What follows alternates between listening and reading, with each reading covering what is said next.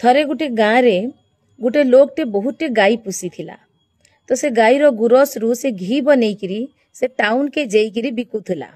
तो से काना करे हप्ता को थरे टाउन के जेकरी गोटे मालिक पाखे से घी के दिए। से मालिक रो काना गोटे किराना दुकान थिला। तो से घी के दे दिए और तार राशन सामान सब आनिकरी आसे। तो दिने से हेंता जेकरी से तार घी देकरी आसला परे से मालिक रो मन रे आसला जे मुई टिके देखसी तो घी रो ओजन ठीक अच्छे कि नी। तो से जेते बेले ओजन कला तो से घी केजे जगार 900 बाहरला। तो सबू डबा चेक कला, सबू केचकिया डबा बने की देथिला तो सबू 900 बाहरला। तो से रिस्मी है गला।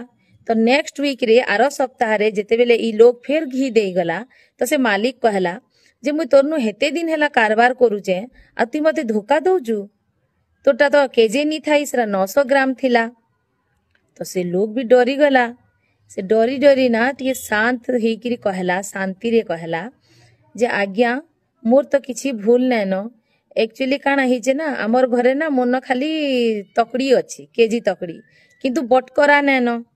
तो मुई हेती लगी काना करसी आपणकर नु जे नेसी मुई राशन सामान तो से दिन मुई केजे चीनी नहीं थिनी। तो से चीनी के गुटी आड़े रखी देनी आउ आरो आड़े घी रखी किरी ओजन कर देनी केजे। तो मुई हेंता हिसाबे आपणकर आनी देथिनी। तो बुझले।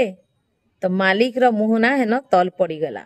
से आउ किछि कहि नी पारला कांजे कि से तो देइछे 900 ग्राम।